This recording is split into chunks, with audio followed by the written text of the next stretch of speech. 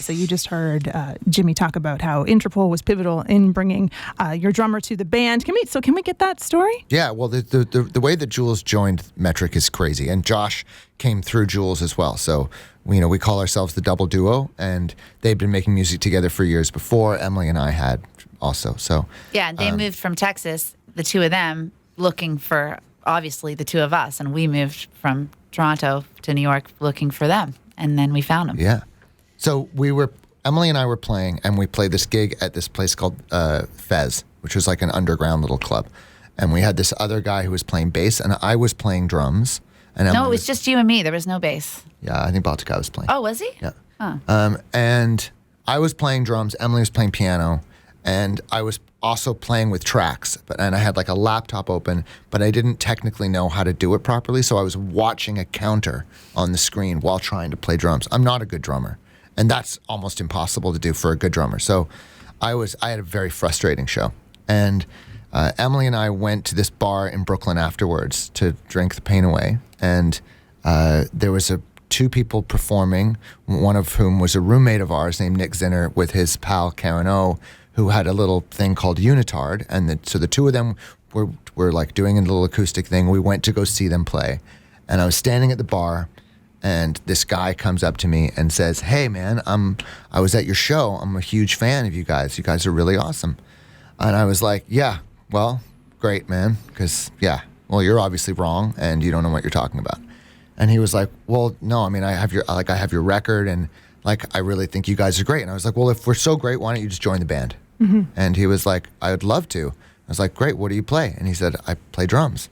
And I was like, "Great, you're in." Like, and the look at crazy you. thing, too, is like, well, how the hell did he have our record? Because all that had happened to us at that point was we had our hopes crushed as an early start to our career, where we were in New York. We got this, offer from this big manager in England to go to England. It was like, quit your jobs. Don't even, the buzz is too much. Don't even play a show. Like, just come over. You're going to get a publishing deal. You're going to get a record deal, and you're going to be a big star. This is in like 2000. And so we go.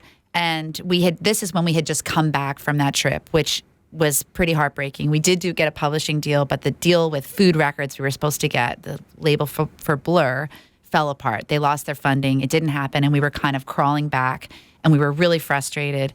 We'd done a deal for Grow Up and Blow Away. They shelved the album, so nothing was coming out, and we were just circulating our music on CDRs because we were so trapped by this industry that was not making room for us, or we couldn't seem to function in that. So there were, we would just make these CDRs and be like, try to get our music heard. Right. So there was a clothing store in Brooklyn called Beacon's Closet, which anyone who's probably been to Williamsburg knows what that is. But back in the day, it was a small little place, and there was a little record part of it. And Sam Fogarino, who's the drummer for Interpol, was the guy selling the records. And so we would go ask him if he wouldn't mind selling our records there. And so I think he probably heard it at some point. And his wife became kind of a fan and played it for her best friend, who's this woman named Molly, who was Joules' girlfriend.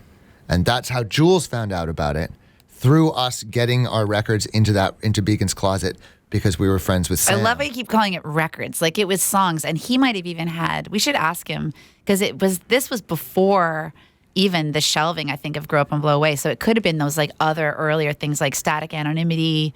Yeah. Or it was just CDs we were just making. Yeah. Would you still have been mainstream back then?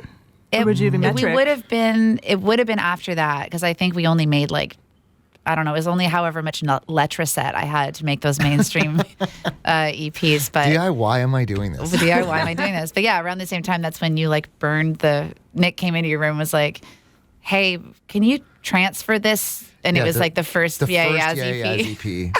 I transferred from cassette to CD because he only had it on cassette.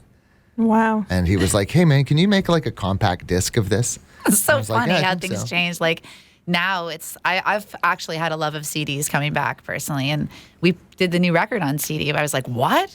But I was at a friend's cottage, and they had like the old CD book, and I was like, here we go. I don't have to like read the news while I'm listening to a song. I can just like put this on. So I'm just gonna put the CD in the 50 CD changer in the trunk of my car. I'll be right back. That's right. Incredible. But that's the tale.